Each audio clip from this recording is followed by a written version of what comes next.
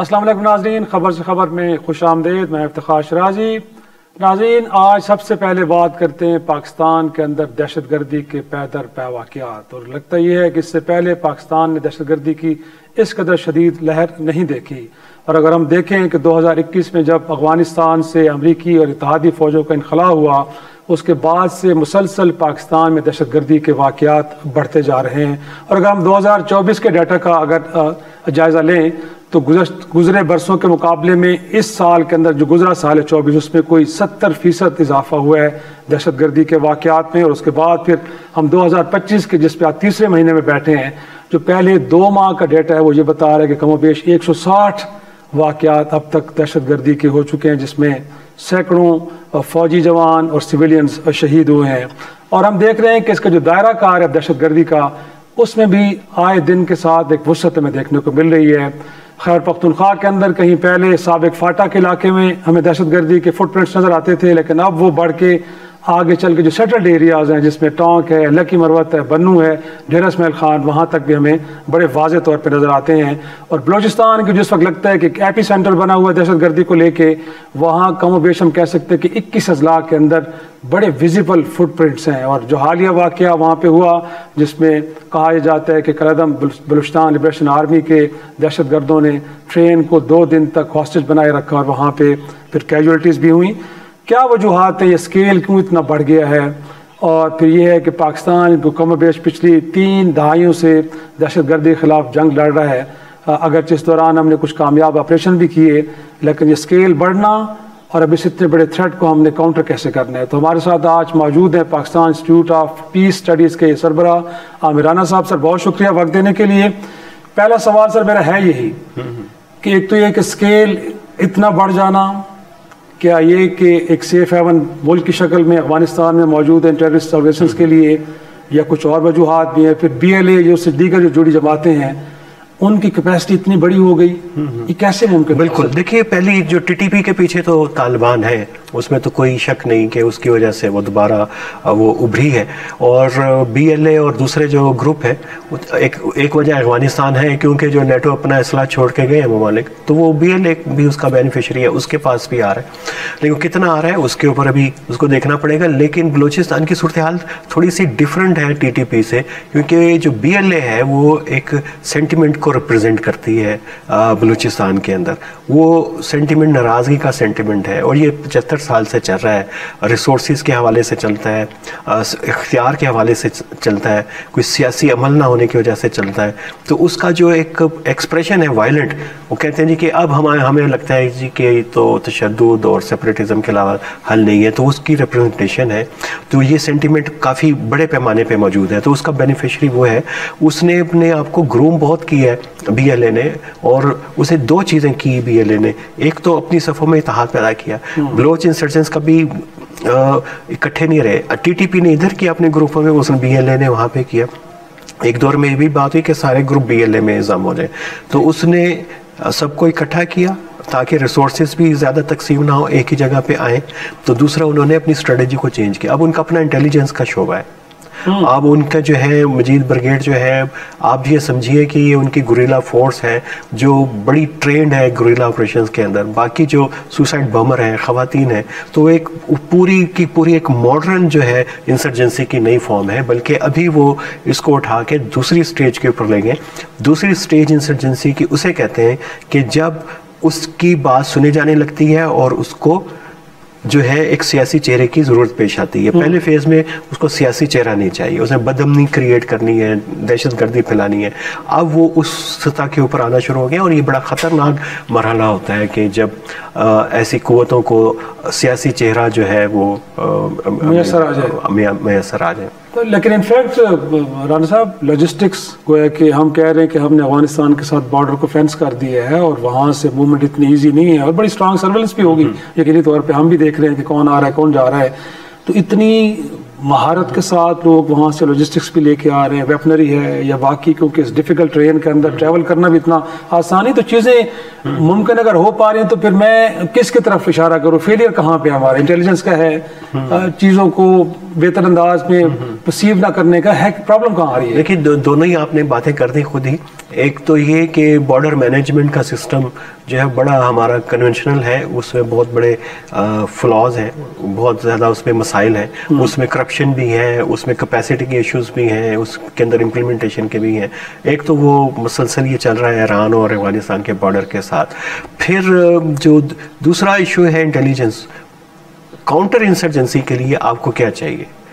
Local support دونوں کو چاہیے، ریاست کو بھی چاہیے لوکل سپورٹ اور انسرجنس کو بھی چاہیے. انسرجنس کو دو وجہ سے چاہیے، اس کو چاہیے کہ وہ ریپرزینٹ کر رہے ہیں اپنے آپ کو کہتے ہیں ہم لیجیٹیمیٹ. دوسرا یہ کہ اسٹیٹ کا انفلوئنس نہ آئے، اور اسٹیٹ اس لیے چاہتی ہے کہ وہ اس کے پاس اچھی انٹیلیجنس آئے، لوگوں کے ہارٹس اینڈ مائنڈ کو جیتے. اس لیے تو اس کا مطلب ہے کہ جس وقت اسٹیٹ کے پاس اہلیت کم ہو جائے انٹیلیجنس کو کلیکٹ کرنے کی، تو مطلب ہے کہ کمیونٹی کا اور لوگوں کا اعتماد شاید اتنا نہیں رہا. تو اسی لیے جب یہ بات کرتے ہیں مذاکرات کی، ہم اس لیے چلیں آپ یہ نہ کریں کہ بلوچستان کے اندر وسیع بنیاد جو ہے مشاورتی عمل ہو، کم از کم آپریشنل پرپزز کے لیے تو آپ کو ڈائلاگ کرنا چاہیے. تو وہ مسنگ ہے. اور بی ایل اے جو ہے ابھی تک سکسیسفل ہے کئی علاقوں میں، کچھ ڈسٹرکٹس مکران کی وہاں پہ تو بہت ہی افیکٹو ہے. وہ تو میں آپ سے ساتھ میں ضمنی سوال ضرور کروں گا کہ کیا وہاں پہ بی ایل اے اکیلے میں ہی یا ان کے ساتھ کچھ اور آرگنائزیشنز بھی، اور بالخصوص ٹی ٹی پی بھی ساتھ کھڑی ہے. But more important D G S P R نے اور سرفراز بگٹی صاحب چیف منسٹر نے پریس کانفرنس بھی کی ہے، اس میں جو انہوں نے وجوہات بتائی، ایک تو نیشنل ایکشن پلان کے اوپر عمل درآمد نہ ہونا، لیکن جو ایک اور انہوں نے ایک دوسرا نقطہ بتایا میرے لیے بڑا ایک حیران کن ہے، انلیگل اسپیکٹرم، جس کے اندر اسمگلرز ہیں، وہ تیل کے اسمگلرز ہیں یا باقی گوڈس کی اسمگلنگ کرتے ایران بارڈر کے ساتھ. تو سر یہ بارڈر تو ہم لوگ آفٹر کرتے بڑے بیسٹ وے میں، ہماری فورسز وہاں پہ بیٹھی ہیں، تو اگر ہم انلیگل اسپیکٹرم کو ڈسمینٹل نہیں کر پا رہے تو پھر اتنے بڑے تھریٹ کو کیسے ہم کیٹر کریں گے؟ کوئی کیا ہونا چاہیے آپ کے خیال میں؟ دیکھیے جو وجوہات بتائی گئی آپ کے خیال میں انلیگل اسپیکٹرم ایک ایشو تو ہے، اس میں یہ سارے ڈرگ مافیاز بھی ہیں. ایران کے ساتھ جو ہمارے جو تعلقات کشیدہ ہیں، ایک وہ شروع یہاں سے ہوئے تھے. اسمگلنگ کا ایشو تھا، ویک بارڈر مینجمنٹ تھی، اور پاکستان نے کبھی اتنی سیف بارڈر ایران کے ساتھ تھا کہ بادر نہیں کیا کہ اپنی بہت زیادہ پیٹرولنگ کریں اور وہاں پہ اپنے ایف سی کو یا لیویز کو وہاں پہ ڈپلائی کریں. اور تقریباً بارڈر سیکیورٹی ایک ہی طرف سے ہو رہی تھی، ایران ہی کرتا تھا. تو ادھر سے لوگوں کو کھلی چھوٹ تھی کہ اسمگلرس کو جو ہیومن اسمگلنگ میں ہے، ایلیسٹ آرمس کے اندر ہے، ڈرگس کے اندر ہے، وہ سب ایک ہی وہ اس کو یوز کر رہے تھے. اب یہ جو انلیگل اسپیکٹرم کی بات کریں کہ کہتے ہیں کہ اب ان کا الائنس بن گیا، نیشنلسٹ جو سیپریٹسٹ ہیں ان کے ساتھ، مذہبی لوگوں کے ساتھ، جو ایران کے اندر ایکٹیو ہیں جیش العدل ان کے ساتھ. تو یہ ایک بڑا گہرا نیکسس ہے. اگر آپ کو پتہ ہے کہ یہ نیکسس ہے تو اس کا توڑ کریں. تو اس کو افیکٹولی، جیسے آپ نے چمن کے اوپر ایک آپ نے پورا ایک آرگنائز بارڈر سسٹم انٹروڈیوس کیا ہے، لیکن وہ چل نہیں رہا. تو اس طرح کے پوائنٹس بنائیں. اور وہ ایشین ڈیولپمنٹ بینک کا منصوبہ تھا، پوری دنیا چاہتی ہے کہ آپ اس طرح کی چیزیں طور خم پہ بھی کریں کہ وہ ایک ہی جگہ کے اوپر یہ ساری چیزیں ہو رہی ہیں. حل بھی پتہ ہے آپ کو، تو آپ ان کے اوپر کریں. ہاں، تو وہ اس کو انلیگل اسپیکٹرم بھی کا مسئلہ بھی حل ہو جائے گا، اور اس سے ایران کے ساتھ آپ کے جو سفارتی تعلقات ہیں، جو تناؤ ہے، وہ بھی دور ہو جائے گا. اور انفیکٹ یہ بھی جاننا چاہیں گے کہ پولیٹیکل اونرشپ کتنی کو امپورٹنٹ ہے، کیونکہ اے پی ایس کے آنے کے بعد ہم نے دیکھا کہ پولیٹیکل اونرشپ آئی ہے، ملٹری آپریشنز کو تو کامیابی ملی، بٹ ساتھ میں افغانستان جس کی طرف ہم بار بار انگلیاں اٹھا رہے ہیں، اس معاملے پہ بھی ہم نے کہا کہ وہیں پہ سازش ہوئی، وہیں سے رابطے میں لوگ تھے. کیسے ایڈریس کیا جائے؟ اب افغانستان کو کیسے سمجھایا جائے کہ جو کچھ وہاں سے اور اس کو بڑھانا چاہیے؟ دیکھیے، افغانستان کے لیے تو وہی پالیسی ہے، اور اس وقت پوری دنیا میں پری ایمپٹیو اسٹرائک جو ہے وہ ایک ایکسیپٹیڈ نارم ہے. بے شک اس کے گلوبل لا کے خلاف ہو، لیکن پوری دنیا میں امریکہ بھی کرتا ہے باقی. تو آپ کو وہ تھریٹ مینٹین رکھنا پڑے گا، ریئیکٹیو سے پری ایمپٹیو کی طرف جانا پڑے گا، اور اس کے ساتھ ڈپلومیٹکلی بھی انگیج کرنا پڑے گا، اور بارڈر کو اپنے کو سیکیور کرنا پڑے گا. یہ تین چیزیں کرنی ہیں آپ نے، کہ تھریٹ بھی رکھنا ہے، ان کو انگیج بھی کرنا ہے، سفارتی دباؤ بھی بڑھانا ہے، اور اپنے گھر کو اور بارڈر کو سیو بھی کرنا ہے. اور وہاں پہ زیادہ صفائی ہونے والی ہے. وہ بے شک وہ لوگ کسی بھی ڈپارٹمنٹ کے لا انفورسمنٹ کے بارڈر کے اوپر کسی بھی قسم کی لیگل پریکٹسز میں ان کو ختم کریں. کیونکہ بعض دفعہ یہ بھی ہوتا ہے کہ طالبان کے اندر بھی کرپٹ عناصر ہیں لیکن وہ پاکستان سے کم کرپٹ عناصر ہیں, تو آپس میں بھی بڑے مسائل اس وجہ سے بارڈر مینجمنٹ کے آپس میں چل رہے ہیں. تو اس کو تو آپ کو اس سطح پہ حل کرنا پڑے گا. بی ایل اے کے لیے تو ڈائلاگ کے بغیر ممکن نہیں کوئی چیز. اچھا, لیکن یہ کہتے ہیں جی کس سے ڈائلاگ کریں, بگٹی صاحب کہتے ہیں کس سے ڈائلاگ کریں. ہمیں پتہ ہے بی ایل اے نہیں کرے گی, بی ایل ایف نہیں کرے گی. ڈائلاگ آپ نے ان لوگوں کے ساتھ کرنا ہے جن کے ڈائلاگ کی وجہ سے بی ایل اے کے اوپر پریشر آئے گا. وہ آئسولیٹ فیل کرے گی, تھریٹن فیل کرے گی. اس کا جو اپنا سپورٹ بیس ہے, نوجوان سے رابطہ کٹنا شروع ہو جائے گا. نوجوان متبادل آوازوں کو, ریاست کی آوازوں کو سننا شروع کر دیں گے. اس کے لیے ڈائلاگ ہوگا, اس کے بغیر تو نہیں ہوگا کہ آپ کہیں جی کہ ہم نے 10 مار دیے, انڈیا نے یہ کر دیا, اور کہیں جی کہ یہ کاؤنٹر نیریٹو, ایسے کاؤنٹر نیریٹو. لیکن لاسٹ یہ بھی کیونکہ وقت کم ہے, تو یہ جو وزیر اعلیٰ کا کہنا ہے کہ یہ محرومیوں کا معاملہ نہیں ہے, دراصل یہ پاکستان کو ڈس انٹیگریٹ کرنے کی سازش ہے. تو آپ کو لگتا ہے کہ کچھ فارن ایلیمنٹس ایسے ہیں کہ جو پاکستان کو دو لخ کرنا چاہتے ہیں ایک بار پھر, اور وہ سرگرم ہے؟ دیکھیے, یہ تو ہم بہت عرصے سے ان تھیوریز کے اوپر بلیو کر رہے ہیں اور ہم کنزیوم کیے جا رہے ہیں مسلسل. اور اگر آپ کو پتہ ہے کہ کوئی عالمی سازش ہے, انڈیا کی سازش ہے, اور آپ کے پاس پروف ہے, تو پھر آپ نے اس کا تدارک کیا کیا, اس کے کاؤنٹر آپ نے کیا کیا, لیکن وہ اسٹریٹجی کیا ہے, کہاں کہاں پہ آپ بتائیں, پوری قوم کو بتائیں کہ جی یہ ان کی سازش تھی, یہاں سے ہم نے ان کو ایسے ناکام کیا, ایسے کیا. اور اس کے باوجود بھی اگر آپ کو 20-30 سال میں نہیں ہو رہی تو پالیسی چینج کریں. اس کا مطلب ہے کہ وہ جو پالیسی آپ کی کاؤنٹر کرنے کی افیکٹو نہیں ہے, اس کو بدلیں, کوئی نئی اپروچ لے کے آئیں. اور ایک لاسٹ سینٹنس کہ کیا افغان مہاجرین کا انخلا ہمارے لیے ہیلپ فل ہو سکتا ہے اس جنگ میں کامیابی کے لیے؟ نہیں, یہ بڑا کاؤنٹر پروڈکٹیو ہوگا, اس سے تعلقات خراب ہوں گے افغان ان کے جانے کی وجہ سے. اس کو بہت ہی تحمل سے اس کو مسئلے کو حل کرنا چاہیے تھا, کیونکہ اگر وہاں پہ افغانستان کے اندر کرائسس بڑھنا بھی پاکستان کے اندر کرائسس بڑھنے کے برابر ہے. اگر وہاں پہ کرائسس بڑھ گیا, اگر وہاں پہ خانہ جنگی ہو گئی, تو اگلی مرتبہ جو ریفیوجی آئیں گے وہ اور ہی بڑی تعداد کے اندر آئیں گے. تو چیزوں کو جو ہے اس میں تو عالمی اداروں کی, U N S C R کو تو چھوڑیں, اس میں اچھی لابنگ سفارت کاری کرتے تو یہ آپ کا بہت بڑا ایسٹ بن سکتے تھے. اور لیکن یہ ایسٹ ہم بنا نہیں پائے, بلکہ ان کو بھی ہم نے دشمن کے حوالے کر دیا. Pakistan institute of peace studies کے سربراہ عامر انس صاحب, بہت شکریہ. ناظرین چھوٹا سا بریک لیں گے, اور بریک کے بعد کینال ایشو, گویا کہ چولستان میں زمینیں آباد کرنے کے لیے نہریں نکالی جا رہی ہیں, لیکن اس پہ پیپلز پارٹی بڑی سیخ پا ہے. پنجاب حکومت کیا موقف رکھتی ہے؟ چھوٹی سی بریک کے بعد آتے ہیں, اس پہ ڈسکس ڈیبیٹ کرتے ہیں.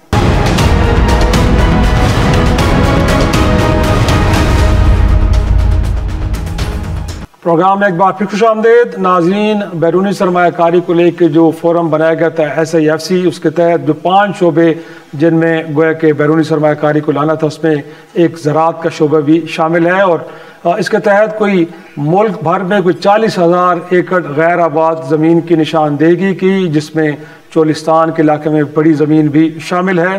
اور پھر اس کو لے کے چولستان تک پانی پہنچانے کے لیے کوئی 3 نہریں بھی بنانے کا ایک منصوبہ بنایا گیا, جس میں گریٹر تھر کینال, جلال پور کینال اور گریٹر چولستان کینال. اور کہا یہ گیا کہ اس منصوبے کے لیے جو پانی ہے وہ پنجاب اپنے حصے سے دے گا, کیونکہ 1991 کا جو ایکارڈ ہے اس کے تحت تمام صوبوں میں پانی کی منصفانہ تقسیم ہوتی ہے.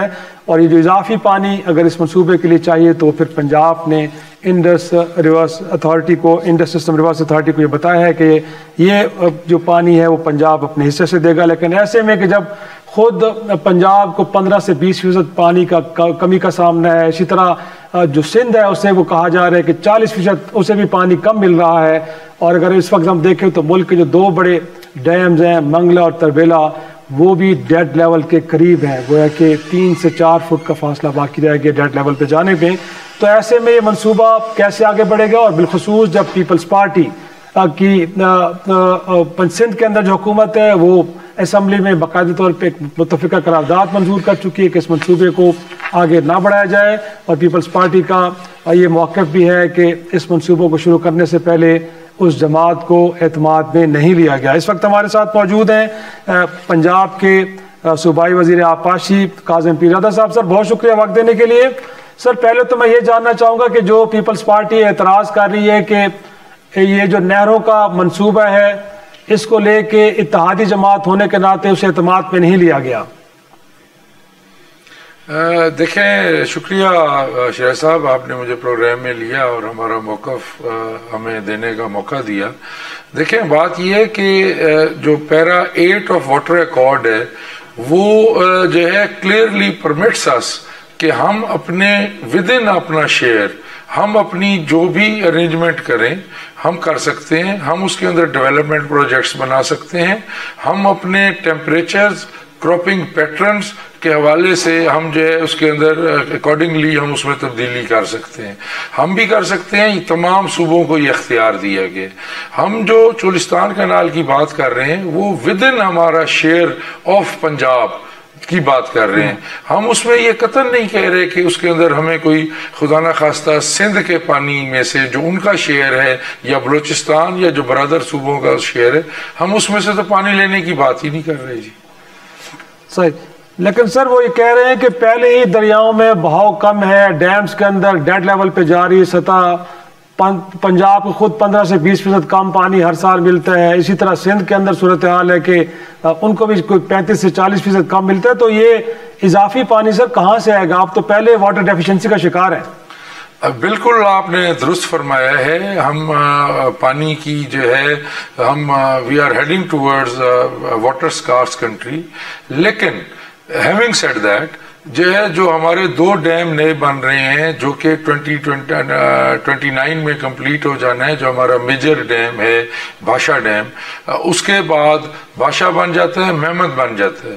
جو ایکسٹرا پانی آنا ہے آپ مجھے یہ بتائیں کہ اریگیشن کے جو پروجیکٹس ہوتے ہیں یہ سندھ کے ہمارے بھائی بھی بہتر جانتے ہیں اور آپ بھی جانتے ہوں گے، یقیناً آپ اس پہ پروگرام کر رہے ہیں تو آپ نے اس کے بارے میں لی ہوگی رپورٹ کہ جو اریگیشن کے ڈپارٹمنٹ کے جو پروجیکٹس ہوتے ہیں وہ ان ٹرمز آف فائنینسز ان کا والیوم بہت بڑا ہوتا ہے اور وہ ٹائم کنزیومنگ بھی ہوتے ہیں. یہ ویسی ہی صورتحال ہوگی جب ہمارے پاس ان ایڈیشن پانی آتا ہے آفٹر بھاشا اینڈ مہمد، تو ہمارے پاس یہ صورتحال ہو جائے گی کہ ہمارے پاس پانی تو ہوگا لیکن ہمارے پاس اس کو آگے ڈسٹریبیوشن کے لیے ہمارے پاس کوئی میکانزم نہیں ہوگا، ہمارے پاس کوئی کیریئر کینالز نہیں ہوں گی. تو سر یہ پھر آپ پیپلز پارٹی کے کنسرنز کو، کیونکہ آپ نے دیکھا کہ پچھلے دنوں جب مشترکہ اجلاس تھا پارلیمان کو، اس خطاب میں صدر زرداری صاحب نے بھی اس نقطے کو اٹھایا کہ یک طرفہ فیصلے نہیں ہونے چاہیے، مشاورت کے ساتھ آگے بڑھنا چاہیے. پھر اس منصوبے کے بارے میں تو ان کے پارٹی چیئرمین نے کہا کہ کسی صورت قابل قبول نہیں ہے، ہم کسی صورت ایکسیپٹ نہیں کریں گے. سندھ اسمبلی میں متفقہ قرارداد سر کل منظور ہوئی ہے. ان کنسرنز کو کہاں لے کے جائیں گے؟ آپ کی تو اتحادی جماعت ہے، آپ کے حکم. نہیں، میں تو آپ کے ساتھ اس بات کے اوپر میں بھی ان کی اس موقف سے ایگری کرتا ہوں. بالکل ہمیں بیٹھ کے بات کرنی چاہیے. ہمیں اس کو جو ہے یہ بڑا سینسیبلی اور جو ہے نا بڑا کیلکولیشن کے ساتھ کرنے والے معاملات ہیں. اس نے ہمارے پاکستان کی فیوچر کو، ہماری اکانومی کو جو ہے ایڈریس کرنا ہے. یہ بڑا سیریس کنسرن ہے. تو پنجاب کا تو کبھی بھی یہ موقف نہیں رہا کہ ہم جو ہے مشاورت میں نہیں بیٹھنا چاہتے یا ہم مشاورت نہیں کرنا چاہتے یا ہم اس کے اوپر اپنا آرگومنٹ ان کی خدمت نہیں پیش کرنا چاہتے یا ان کا آرگومنٹ سننے سے ہم تو نہیں انکار کر رہے. چھوٹی سی بریک کے بعد واپس آتے ہیں.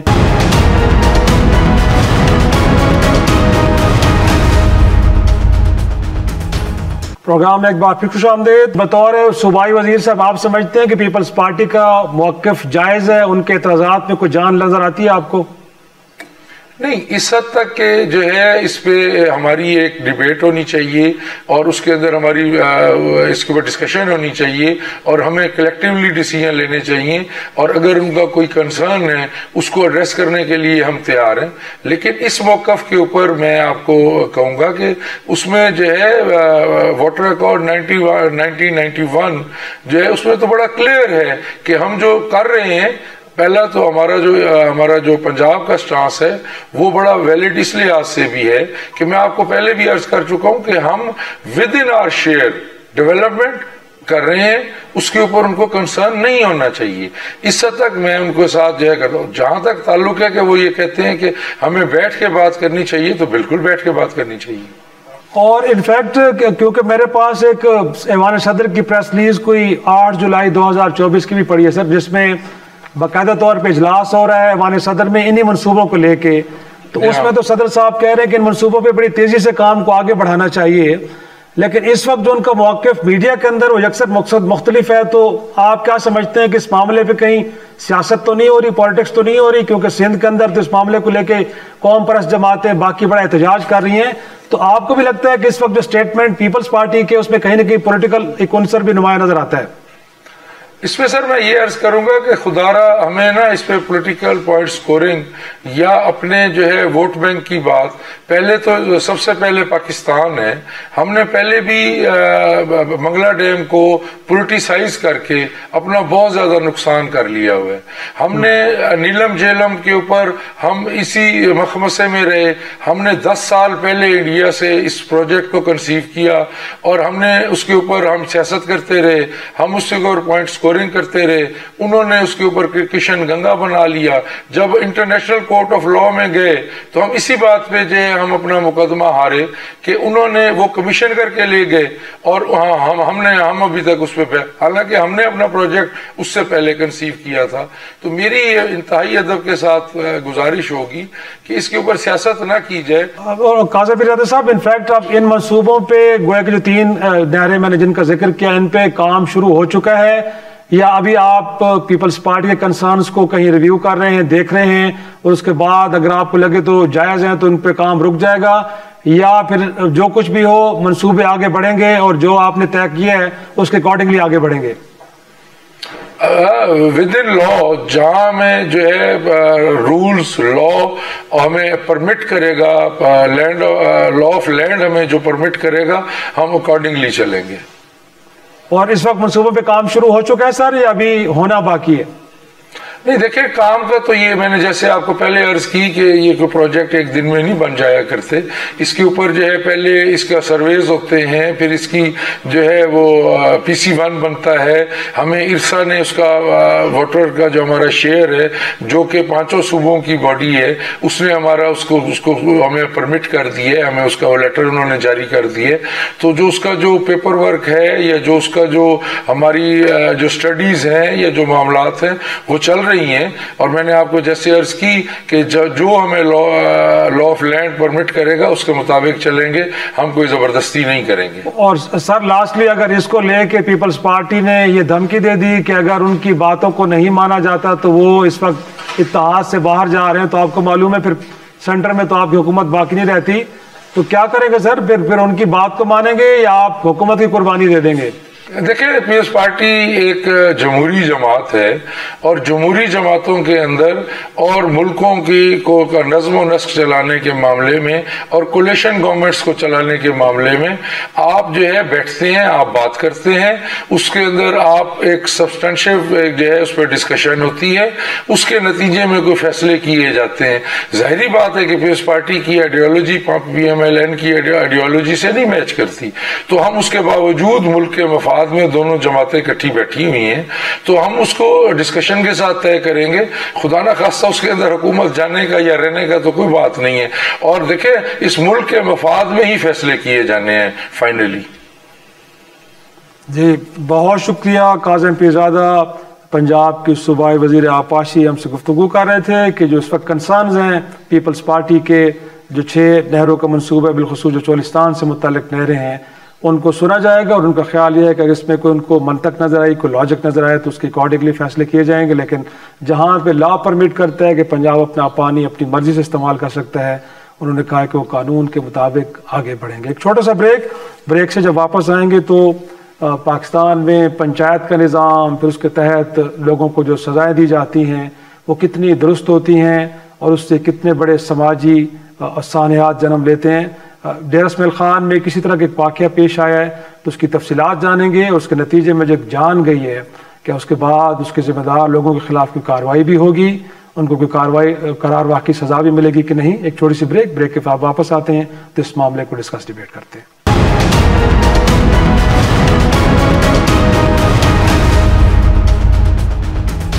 پروگرام میں ایک بار پھر خوش آمدید ناظرین۔ خیبر پختونخوا کا ڈسٹرکٹ ڈیرہ اسماعیل خان جس کے نواحی علاقے میں ایک شخص کے اوپر الزام یہ تھا کہ شادی کی ایک تقریب میں اس کے بھانجے نے किसी की साहबजादी के साथ महज गुफ्तगू की और उसके बाद फिर पंचायत ने गोया कि फ़ैसला क्या दिया। पहले मरहले में तो उस पर 7 लाख का जुर्माना, लेकिन फिर फरीक दोम के इसरार के ऊपर उसकी 11 साल की बेटी को वनी कर दिया गया। और जब बाप ने ये फ़ैसला सुना तो वो यकीन तौर पे गम से निढाल भी हुआ और फिर दिल बर्दाश्ता भी, और बिलाखिर आदिल नामी इस गरीब शख्स ने अपनी ज़िंदगी दे दी। गोया कि खुदकुशी कर ली, लेकिन खुदकुशी से पहले उसने एक अपना स्टेटमेंट भी ऑडियो रिकॉर्ड करवाया, वो भी हम आपको सुनवाएंगे, और जिसकी बुनियाद पर फिर कुछ मुल्ज़मान की गिरफ्तारी भी हुई और उसके बाद कब्र कुशाई भी हुई। अब चीज़ें कहाँ आगे किस तरफ बढ़ रही हैं? क्या वाकई इस ज़ालिमाना फ़ैसले में मुलव्वस लोगों को सज़ा भी मिल पाएगी? और फिर ये जो एक फरसूदा निज़ाम चल रहा है, क्या इस निज़ाम के ख़ात्मे के लिए रियासत भी कुछ काम करेगी कि नहीं? पहले आपको सुनाते हैं कि वो क्या कह रहे हैं, मरने से पहले वो बात क्या कर रहे हैं, ज़रा सुनते हैं। उस दवीज मेरे मुजरम बिया कोई भी कौन, एक रमज़ू है, एक इमरान है, उदा पुत्र फरीद है, इनमें रोला मौकी गया देवला रोगला मेरे नर्चा गाय जीता। इस वक्त हमारे साथ मौजूद हैं डेर इस्माइल खान से सीनियर सहाफ़ी असलम अवान साहब। सर बहुत शुक्रिया वक्त देने के लिए। पहले तो ये बताइए कि ये जो वहाँ पे पंचायत का निज़ाम या इस तरह की चीज़ें, वो जो एक फोरम्स मौजूद हैं, ये क्या लीगल फोरम है और ये वहाँ पे प्रैक्टिस कर रहे हैं? इनको कोई सरकार की सरपरस्ती है, ये कोई या गैर कानूनी फोरम्स है? फिर अगर है ऐसे तो ये कैसे ऑपरेट कर रहे हैं? शुक्रिया शाह साहब। ये सरकारी तो हो नहीं सकते, ना इनको कोई इस किस्म की सरपरस्ती मिल सकती है। ये बेसिकली हमारी रिवायात का हिस्सा है और वो रिवायात भी अब उसी तरह नहीं रही बल्कि करप्ट हो गई हैं, क्योंकि अगरचे ये रिवायात जालिमाना थी, बुरी थी, गलत थी, जिस तरह भी थी, लेकिन इनका एक पैटर्न मौजूद था। अब होना ये चाहिए था, अगर ये बंदा जो अपना फरीद है, अगर इसकी बेटी किसी के भांजे के साथ गुफ्तगू करती पकड़ी गई थी या देखी गई थी, और फिर अगर ये अपनी बेटी को कत्ल कर देते तो फिर इनका एक बनता था कि वो कहते कि आपकी वजह से हमारा नुकसान हो गया है, तो हमने अपनी बेटी को मार दिया है, तो अब आपने बन नहीं गए। लेकिन उन्होंने ये नहीं किया, उन्होंने अपनी बेटी को उसी तरह महफूज रखा और रिवायात के बरक्स उस गरीब पर एक पंचायत बिठा दी और 2 दफा उस पंचायत ने फैसला किया। एक दफा 7 लाख रुपया उस पर जुर्माना किया, फिर दूसरी दफा उसको कहा कि नहीं आप इसकी शर्म देंगे, इसको 12 साल की बेटी 11 साल की बेटी है वो आप बंद नहीं करेंगे। तो उसके बाप जो है वो मेरे अपने ख्याल में तो वो बड़ा गैरतमंद था और उसका समाजी शऊर जो है वो काफी बुलंद था कि उसने इस सूरत हाल का सामना करने के, यानी इसके सामने सरेंडर करने के बजाय उसने अपनी जान दे दी एक बच्ची को बचाने के लिए। और उसने, आपने उसका बयान सुना, उसमें आखिर में ये कहा है कि ये कुर्बानी मैं इसलिए दे रहा हूँ कि शायद कि मेरी बेटी बन्नी होने से बच जाए। सही, लेकिन इनफैक्ट वो तो निज़ाम के खिलाफ खड़ा हुआ, अगर इस दौरान उसने अपनी जान भी दे दी। लेकिन ये जो इस निज़ाम के कस्टोडियन है, अब रियासत इंतज़ामिया, क्या उनके खिलाफ भी जा रही है, कोई इकदाम हो रहे हैं? आप वहाँ क्योंकि सब चीज़ों को देख रहे हैं, तो इस वक्त पुलिस का, इंतज़ामिया का जो किरदार है उसको आप कैसे डिस्क्राइब करेंगे? नहीं, पुलिस और इंतजामिया के किरदार तो बिल्कुल, असल में आप देख लें कि बुनियादी तौर पर कोई भी रियासत या कोई भी गवर्नमेंट जो होती है वो समाज को रेगुलेट करती है। तमाम कवानीन, ज़ाब्ते और आइन जो बनाया जाता है, जो जिसे इमरानी मुआहदा कहते हैं, इसीलिए इमरानी मुआहदा कहते हैं कि वो सोसाइटी को रेगुलेट करते हैं। अब मसला ये बन गया है कि हमारे यहाँ पिछले 40-50 साल से 79 से जब ये अफगान जंगें शुरू हुई हैं तो ऐसा ऐसा हमारी सोसाइटी जो है वो डेटरेट हुई है। आपका रियासती निज़ाम डेटरेट हुआ है, गवर्नमेंट की गवर्नेंस डेटरेट हुई है और गवर्नमेंट की रिच जो है खत्म हो गया। अब लोगों की कोई दिलचस्पी नहीं रही। हमारे यहाँ जितना भी एक रियासती ढांचा था, जिसमें आप देखो इरिगेशन डिपार्टमेंट है, वो पानी के निज़ाम को रेगुलेट करता था जो आबादी का है। इसी तरह पुलिस जो है वो सोसाइटी को रेगुलेट करती है, ये उसकी बुनियादी जिम्मेदारी है, डिप्टी कमिश्नर की भी और ये पुलिस की भी बुनियादी जिम्मेदारी है इंतजामिया की कि वो माशरे को रेगुलेट करने। लेकिन अब वो नहीं करते। जुडिशरी जो है उसका भी यही काम है कि वो सोसाइटी को रेगुलेट करती है, वो इंसाफ फराम करती है, समाजी इंसाफ भी देती है, कानूनी इंसाफ भी देती है। लेकिन अवान साहब, इस मामले में तो लोग कुछ गिरफ्तार भी हुए हैं और शायद कब्र कुशाई भी हुई है, तो आपको लगता है कि चीजें दुरुस्त सिमत में आगे नहीं बढ़ रही, या कुछ इसमें अभी आपको लगता है कि कुछ कमियां हैं? नहीं, अभी तो दुरुस्त सिमत पे आगे बढ़ रही है, क्योंकि जब मीडिया का प्रेशर बढ़ा है तो वो एक किस्म का दबाव जब इंतजामिया पे आया है, पुलिस पे आया है, तो पुलिस ने बड़ा एक्टिवली काम किया है। अब ये सारी चीजें बिल्कुल ज़ाब्ते और कायदे के मुताबिक चल रही हैं और हमें तवक्को है कि ये किसी मंतकी अंजाम तक पहुंच जाए। लेकिन जब हम पीछे ट्रैक रिकॉर्ड को देखते हैं, ये 2018 में इस तरह के वाक़या करामत में हुआ कि वहाँ लोगों ने जो है वो अपने दुश्मन की एक बेटी को 15 साल की उसको बेलिबास करके गलियों में फिराया। उस पर बड़ी लेदे हुई, बड़ा हंगामा हुआ, बड़े पर्चे हुए, बड़े मुकदमे हुए, लोग गिरफ्तार हुए, मरकजी मुल्ज़िम आज तक गिरफ्तार नहीं हुआ और अल्टीमेटली फिर दबाव डालकर उनके साथ उनको राजीनामा करना पड़ गया मुतासरा फरीक को। यहाँ भी सूरत हाल बिल्कुल इस किस्म की नजर आ रही है कि अब भी बहुत सी फोर्सेज हैं या बहुत से लोग हैं जो इन्फ्लुएंस कर रहे हैं उस खानदान को कि वो इस मामले में सुलह कर दे। और आमतौर पर आप देखने कि हमारा जो अदालती निजाम है उसने वो जो मकसद ऐसे केसेस को भी कंपाउंडेबल करार दे दिया जो कंपाउंडेबल नहीं थे। यानी जिस तरह रेप का केस है, डकैती का केस है, चोरी का केस है, तो आमतौर पर आजकल हमारी अदालतों में इस किस्म की फैसिलिटी दी जाती है लोगों फरीकैन को कि वो आपस में सुलह कर दें।